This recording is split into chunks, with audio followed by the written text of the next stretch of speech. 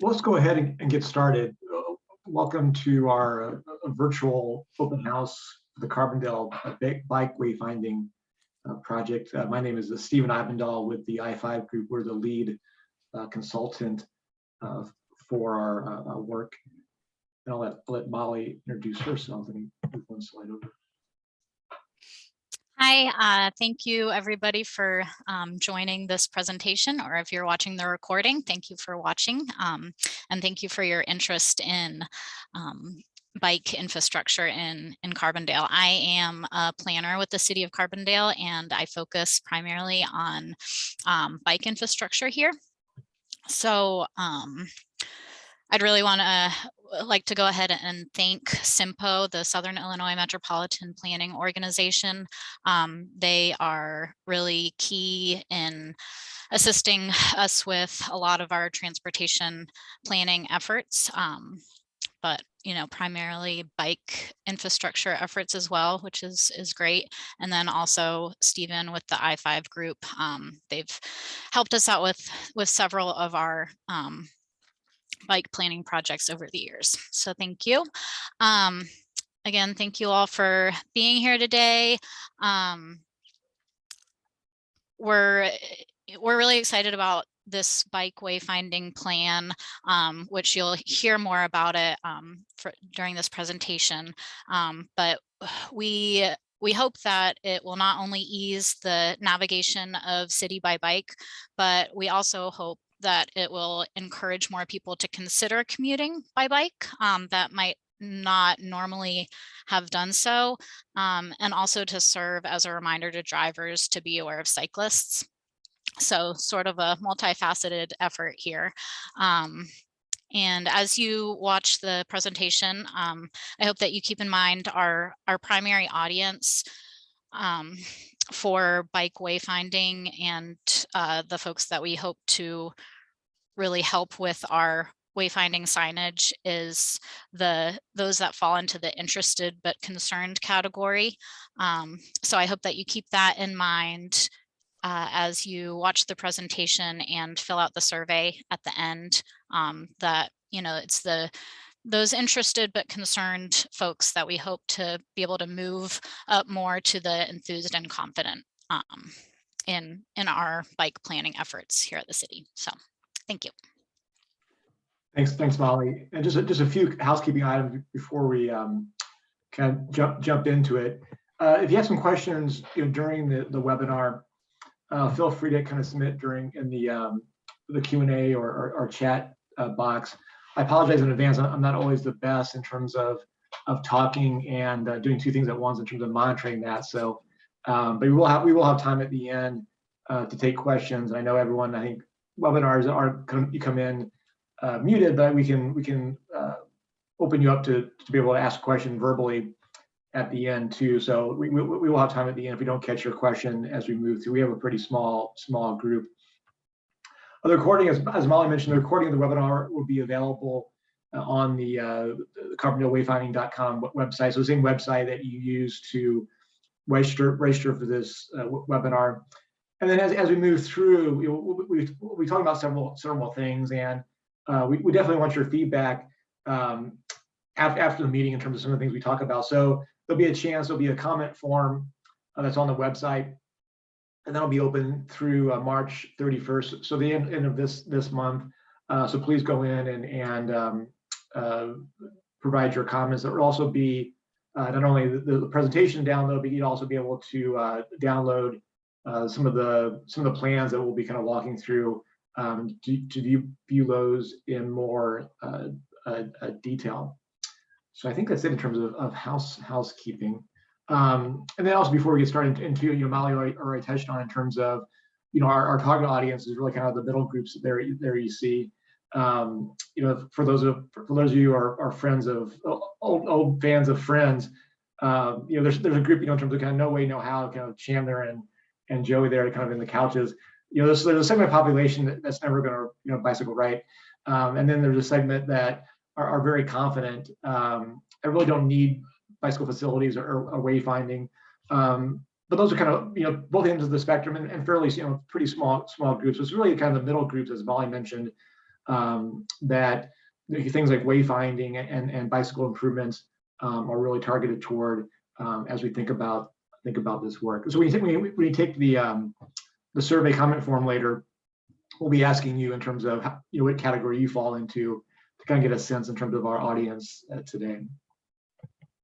So a little bit of background in terms of kind of leading up in terms of this current work. And I'll start with, I know bike improvements in Carbondale has been a topic for a long time and a lot of great movement up, but I'll start in terms of kind of picking up, since the 2016 bike master plan, the first master plan the city had done kind of specifically for bicycling. And I think a really good roadmap for the city, moving forward, that there's been a lot of success already in terms of implementing the plan. The city's been designated bronze level from the League of American Cyclists for the work that's been done to date.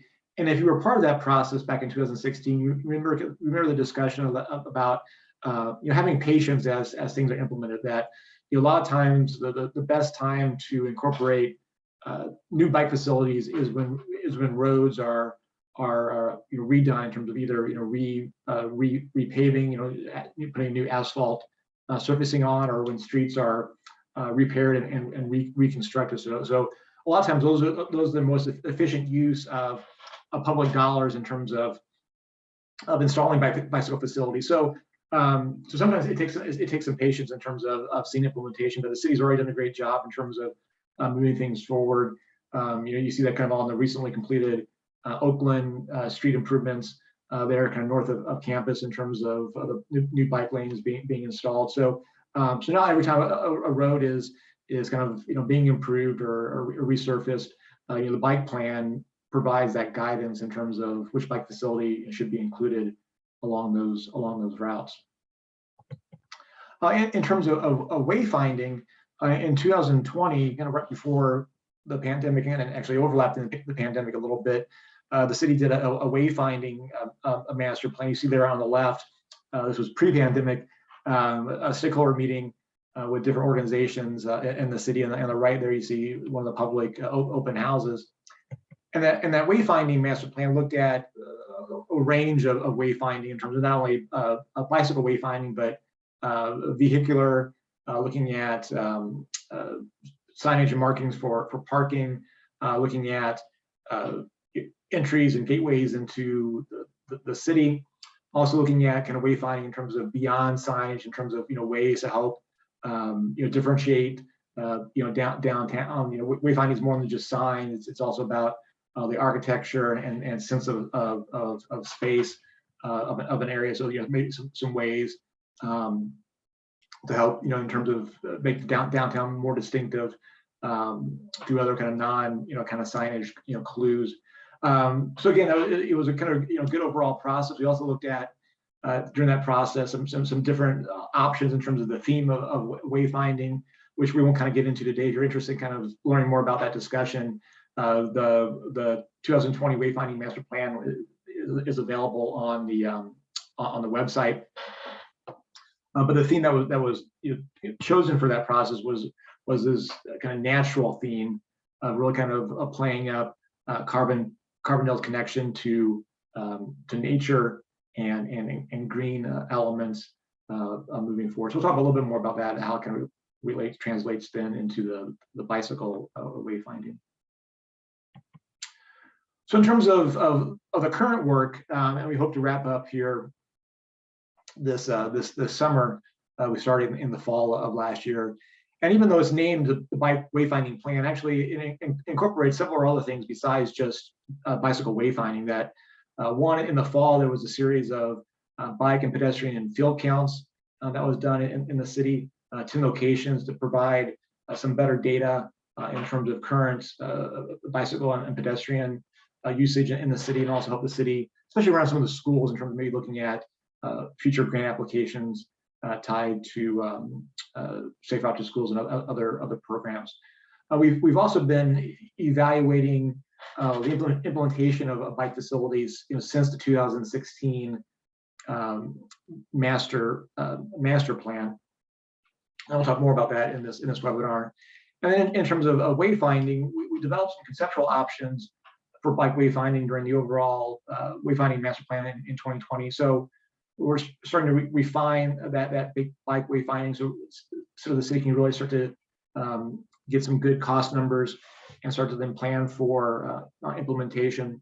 And then we're also then refining wayfinding destinations and kind of refining the locations and messaging of those signs. Again, that'll be a topic we'll discuss in the webinar, and I want your feedback on it too. And then what it really ties together in terms of both the wayfinding signs and the evaluation of the bike facilities is that a key goal with this work then is to develop a preferred project to submit for an Illinois Department of Transportation transportation enhancement program funding. And so usually the next funding cycle applications are in the fall of this year. But it's a very popular program statewide. Molly mentioned SIMPO and Greater Egypt.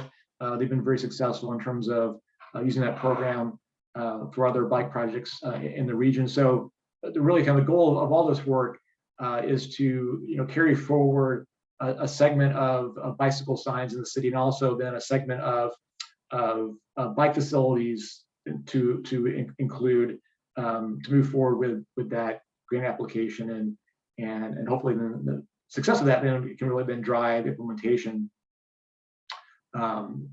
next year and beyond. So kind of walking you through in terms of some of the things I mentioned on the previous slide. So last year in September and early October, our team did a series of bike and pedestrian counts in 10 locations in the city. There you see Carrie Falkenrath with one of our team members, T2 Traffic and Transportation, installing a collection device along Wall Street. And so we had these, not to get too much into the details, but we kind of did counts at these 10 locations over the course of 9 days. So that way we were able to capture 2 weekends during the fall. So that way we kind of accounted for any bad weather, and also kind of giving us a full weekday spectrum of counts. So it's really some good data in terms of for the city to utilize, not only for this work but also in the future.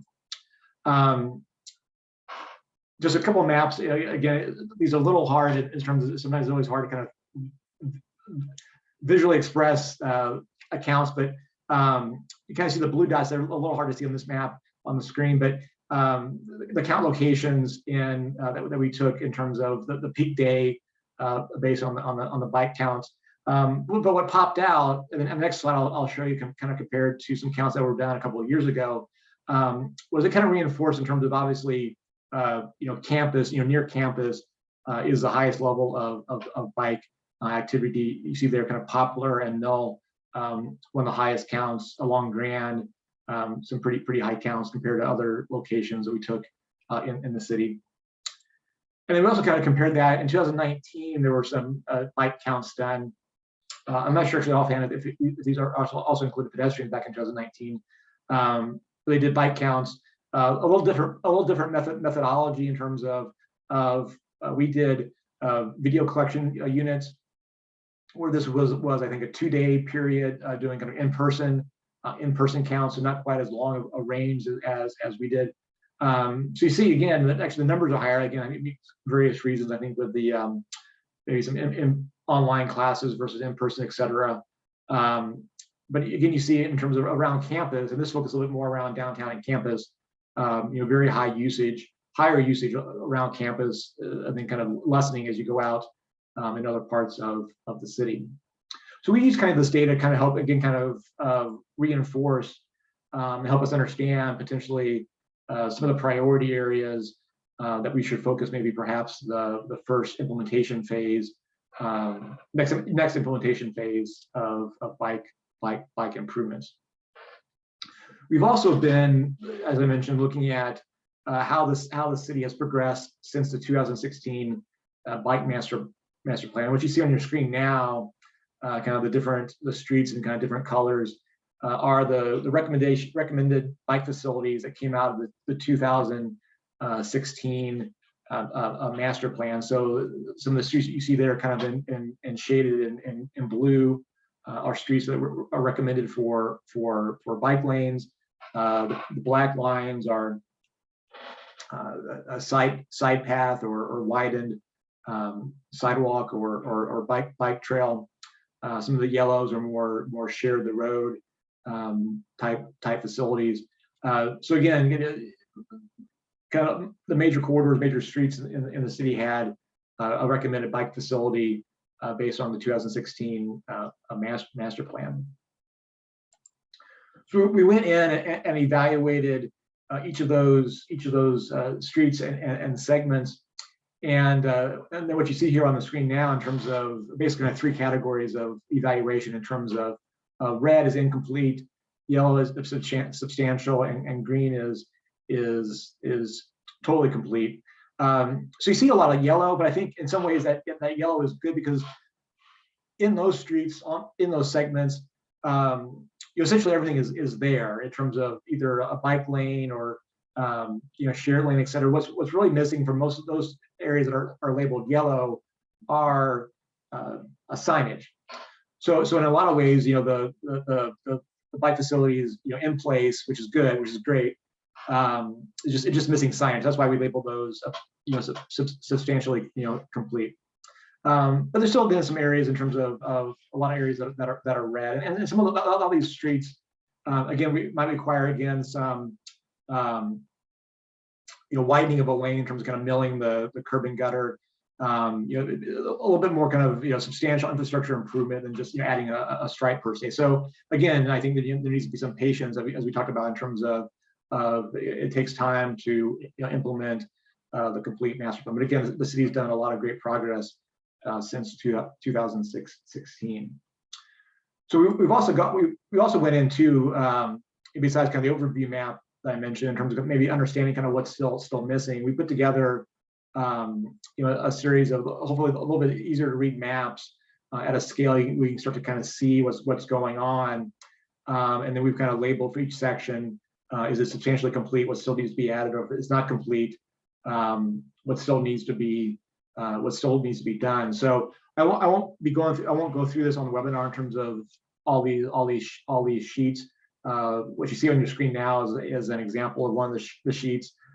This can be downloaded from the website, one of the packages you can download and look at if you're interested in learning more about kind of the evaluation that was done along these corridors. Moving on to bike wayfinding refinement. So a key part of this again is this kind of wayfinding component. So what you see on your screen now are the conceptual options that were developed during the 2020 wayfinding master plan. So kind of two aspects of this. One is we're going in and we're kind of doing a detailed citywide layout in terms of locations for all the recommended signage, and then what that messaging is for each of those signs. So we've made pretty good progress on that, and we kind of want some feedback from this meeting to finalize that process. And then we're also working then with I call it a sign engineer. They work with a the part of a sign fabricator, kind of then to do further design development on these signs to really nail down the details and materials for these signs. Because I think at last count we're approaching around 300 bike wayfinding elements kind of within the city, either in terms of on the right you see is directional directional signage. I think maybe the kind of the most common thing you think of when you think of wayfinding signs in terms of a sign that has a direction to a destination as you move along a street or a corridor. And then on the left is what we refer to as kind of confirmation or identity signage. It helps kind of confirm that you're on a bike route or a bike pedestrian route. It also helps kind of brand the overall system. So these you might see at the beginning kind of a street network or a trail network, or kind of in between directional signage, and to kind of reinforce that you're on a bike route. So these, what you see on the screen now, is probably kind of the two most common bike wayfinding elements that are kind of part of the program. There'll be some variations of these, but kind of the two most typical things that you'll see. And I think, as Molly mentioned earlier, a lot of what we're doing is for those interested and concerned cyclists. And sometimes you hear the question that why do we need wayfinding signs that now with maps on our phones, et cetera. Sometimes a smaller town the size of Carbondale, you can find your way fairly easily. Once you kind of go out. So I think one, it really provides confidence for folks riding, especially with the university. You're always getting a changing population of new visitors, new residents in Carbondale. So again, kind of helping them navigate the city. And then two, even if technically if a bicyclist maybe doesn't need a sign, if they know how to get to the park or downtown, et cetera, the wayfinding signs really reinforce the kind of overall mentality that bicyclists belong on the street. That because right now everywhere else you look, everything's kind of oriented toward vehicles in terms of speed limit signs, street signs. So by having kind of a separate wayfinding signage for bicyclists, it really reinforces both to drivers and bicyclists and other users on the street that bicyclists belong to. So again, providing that confidence that that bicyclists belong out on the street. So and then you see on the left there, in terms of, you see some kind of different colors and some different names in terms of Downtown Campus Connector, Palace Fork Greenway. So as part of the 2020 master plan, and then actually refining it as part of this program, one of the things that came out of that was the idea of having some branded bike wayfinding corridors, much like kind of the recent investments and construction of the Crab Orchard Greenway, having other named corridors in the city.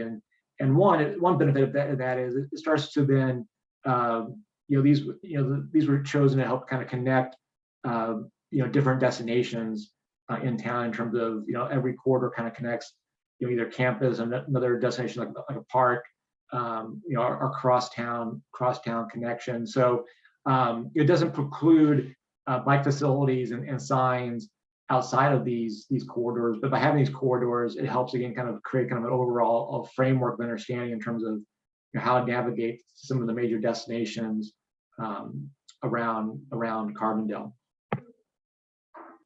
So we kind of use these again as kind of the overall framework for the wayfinding signs. And again, there'll also be some wayfinding signs, again outside of these corridors and other along other streets that have bike facilities. So in terms of the messaging, in terms of the signs, the series of maps I'll be showing you now is some of the destinations for each of these corridors. Wayfinding is a little bit of an art and a science that as you move along a corridor, you can't list every single destination at every single sign location. That you may have some major destinations where you list consistently on almost every sign, but then as you kind of go through, as you get closer to what's sometimes called a secondary destination, then you start having then directions into those secondary destinations. So what you see here in terms of of this downtown campus connector, what's there in kind of the larger kind of red boxes, red lettering, are some of the major destinations in terms of that'll be called out along this corridor. And then kind of what's in the smaller kind of in the black lettering, the black boxes are kind of, as I mentioned, the secondary destinations. So as you move through the corridor, as you get closer to those, you would have directionals to those destinations. So again, so this is available to download again on the website. And one of the questions we'll be asking you in the comment form will be, are there other destinations that maybe we don't have included right now that we should include as part of the signage program? And again, it's a little bit of an art and science at times. Again, having to make sometimes you have to make some decisions about what to include and what to exclude, because again, you want the signs to be legible as people buy. So you don't want a list of sometimes a whole list of on your sign of all these destinations that a lot of times 3 to 5 destinations per sign is what people can kind of wrap their arms around as they kind of move through a corridor. So again, as I mentioned, this downtown campus connector, kind of the major destinations you see there and the sub ones. And again, I'll just talk about just briefly. So the Powell's Fork Greenway. So this is along Wall Street, along the the kind of the existing trail that's along the creek, between Grand and up to Walnut. So some of the major destinations along this one, kind of on the southern end, Marbury, Arboretum; on the northern end, Addicts Park and Powell's Fork Nature Preserve; to the east and west, downtown and campus, and then also the Crab Orchard. You see some of the secondary destinations on there. The Sycamore Oak connector is kind of one of the east-west connections across town, kind of the northern east-west connection that follows Sycamore and Oak. Again, so some of the major destinations: the Sluky Greenway, downtown, campus, again Crab Orchard, and you see some of the secondary destinations there. Chautauqua Bottoms connectors. This kind of goes from up along New Era, down along Emerald, McCafferty, and then Pleasant Hill over to Giant City. So some of the major destinations: Sluky Greenway, Chautauqua Bottoms, SIU, again the campus. The Oakland connectors, it kind of goes up Oakland, and then connecting the Oakland Nature Preserve campus, and then kind of future connections then to the trail network to the west. And then finally the central connector that kind of runs from Parish Park to a super block recreational complex, and then runs along Mill Street and College, and then kind of up to Parish Park. So some of the kind of the destinations: Parish Park, the recreational complex, downtown, and campus. So those were again kind of the main corridors.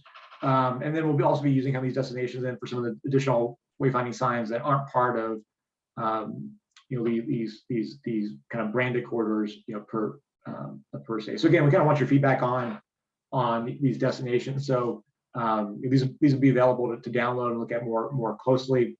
We kind of want some feedback in terms of again, are we overlooking maybe some destinations that we don't have included.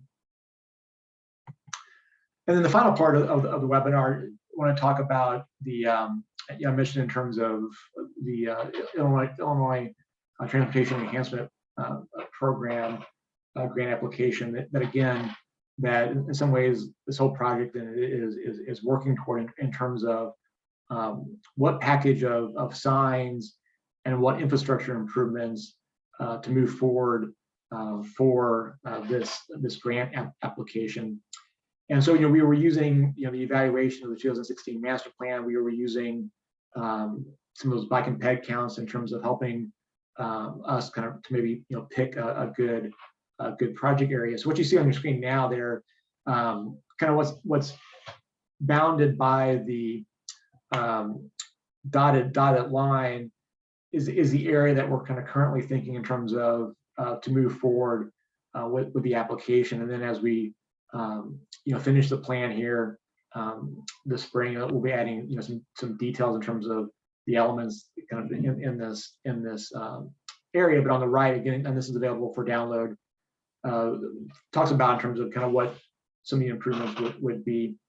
One of the things we looked at is what would make a good grant application, because there's some streets and corridors, and Sycamore is kind of a good example of this, where to achieve the recommendation that's outlined in the master plan would require kind of remilling and not to get too technical, but it would require some a milling of the gutter line, et cetera.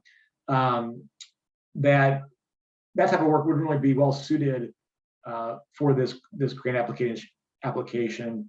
That kind of improvement, it would benefit bicyclists, but it's really more kind of a auto-oriented improvement per se. So we felt like it wouldn't really be kind of a good candidate in terms of to move forward as part of the grant. So again, so a lot of the work, and kind of Wall Street's kind of the same way with some of the improvements that were recommended there. So we tried to pick areas that again, the category of work that really focused on bicycle improvements. So like this includes Grand Avenue from campus out to Giant City, and so the recommendation there is having some separated side paths along Grand for basically be multi-use for cyclists and pedestrians. So that would be kind of a good candidate for funding, because again, it's very dedicated for improving bicycling and walking. So kind of what you see on your screen is several good chunk of several corridors in terms of the downtown campus connector, Chautauqua Bottoms, portions of the central connector, Powell's Fork Greenway. So incorporating wayfinding signs along those corridors, and then then where needed, infilling with what's missing in terms of the bicycle infrastructure. So that's kind of option one. Option two is essentially the same thing. What's different about that one is we're also picking up kind of the central section of Mill Street. You kind of see, I'll flip back between these. So option one didn't include Mill Street from Oakland, kind of Oakland through Wall Street, kind of that section of Mill Street, where option two incorporates Mill Street from Oakland to Wall Street. So why it wasn't included as part of option one is Mill Street, the recommended bike facility along Mill Street would require, right now Mill Street is 4 lanes, 4 vehicular lanes. So to accommodate room for a bicycle facility along that stretch would be a road diet from 4 to 3 vehicular lanes, and then having room for buffered bike lanes, and then also some kind of nuance improvements there around like Illinois, kind of between University Avenue and the railroad viaduct.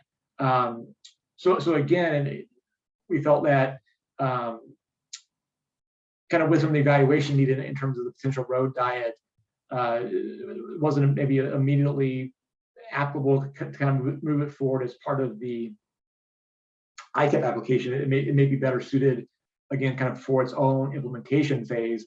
And again, if you're going to do the amount of work it would require to go from 4 to 3 lanes, there's also an opportunity for Mill Street to have, I think, be a great opportunity for streetscape enhancements in terms of that's the front door to campus.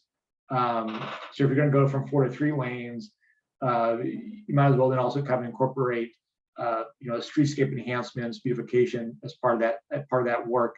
Kind of similar in terms of what the city has done with Illinois, along the strip there in recent years.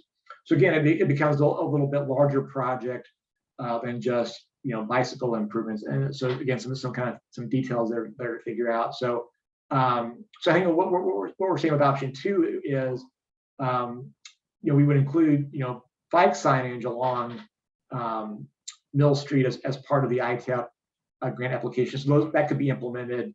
And then kind of as a future plan, future work, the city kind of moving forward with evaluating that longer term potential road diet, streetscape improvement. So at least there's some continuity there in terms of bike wayfinding. In the short term, bikes would basically be sharing a lane. It wouldn't be the ideal necessarily long-term bike solution, but it would be kind of what they're doing now, but with bike signage. Again, so it has some continuity with the bike signage, but again, it would still need to be some work longer term in terms of the physical streetscape infrastructure along that stretch of Mill. So I think you're probably right now in terms of from the planning team, probably this option 2 is probably the preferable option, moving forward. But again, we kind of want your feedback as we move forward before we finalize the plan. So with that, it's kind of an overview of where we are in the process. Again, if you have questions, we'll be happy to take some questions now, either via chat or if you raise your hand, I can unmute you.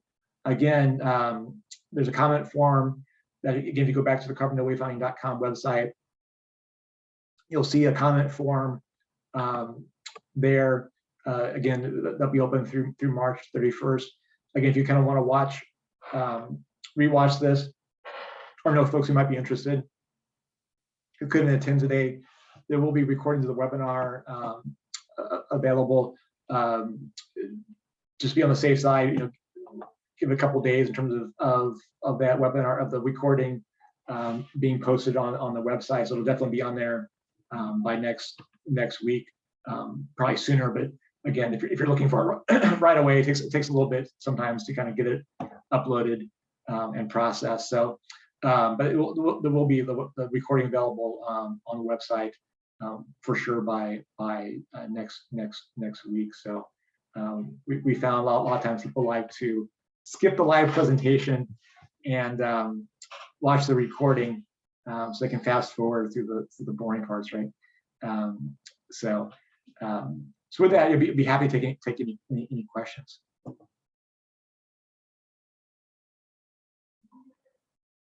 Oh, and we have one in the Q&A poll. So we had a question in terms of, in some instances, would the visitor wayfinding sign and bike wayfinding sign be incorporated on the same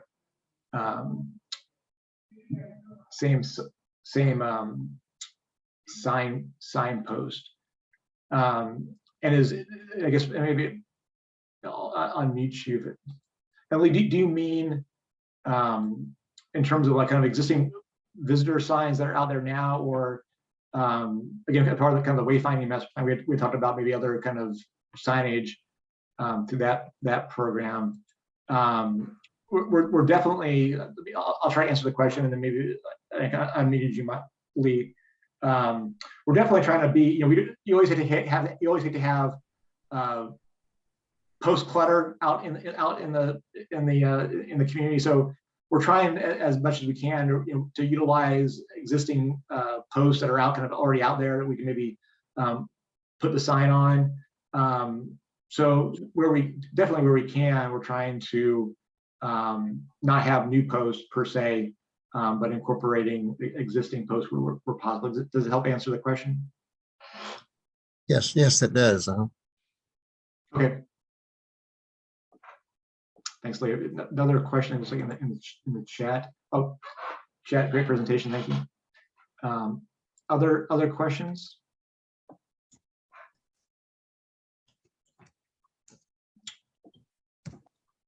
Going once, going twice. It looks like Carrie Nelson has her hand up. Oh, I'm sorry. Good catch, Molly. Carrie, let me unmute you. Go ahead, Carrie. I think you need to unmute on your end. That you're free. You're free. Can you hear me now? Yes. So since the Saluki Greenway has received some ITEP funding, will part of your charge be to develop the signage for that initial part of the trail, and then also could be applied up to Airport Road? The design details for those signs. You're talking about the Saluki Greenway or the Crab Orchard? Right.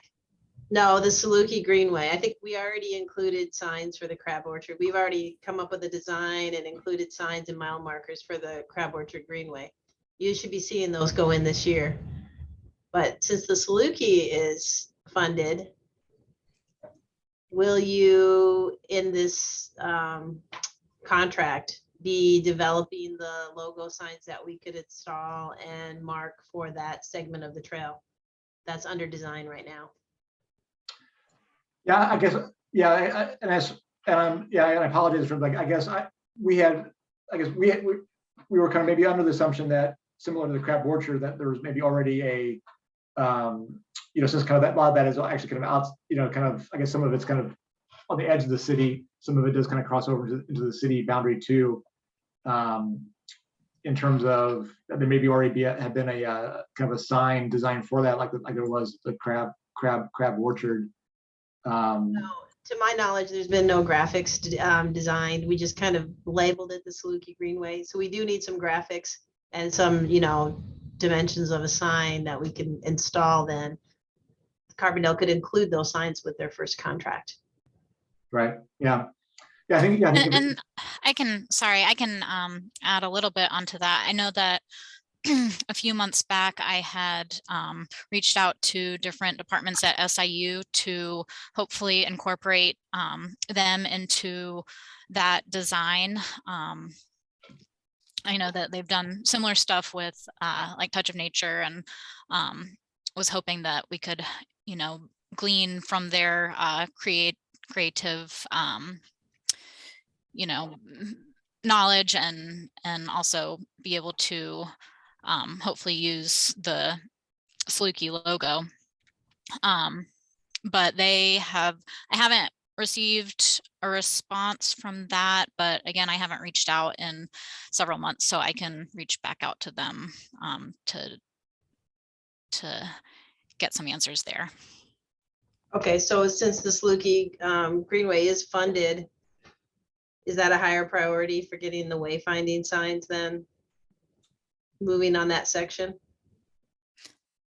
It definitely could be, yeah. Yeah, we could try to line that up with the construction schedule for our part of the Saluki Greenway. If you don't get a response out of SIU, maybe that you could task the consultant doing the design work to come up with a sign detail for you. Yeah, definitely. Okay. Yeah, thanks for bringing that up. Sometimes those little details get missed, and then you go to letting and then you don't have that opportunity again. So right, for sure.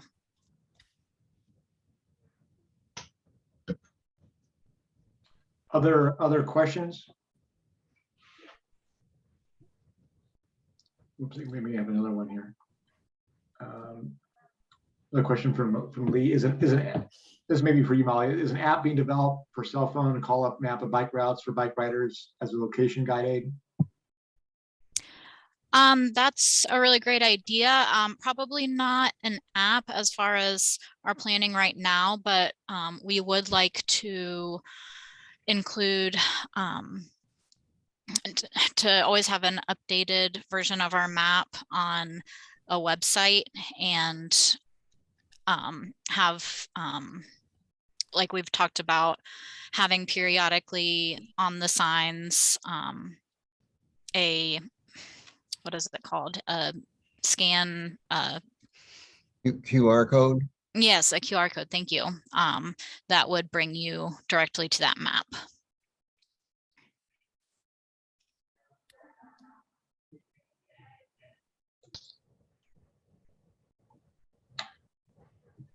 Other questions?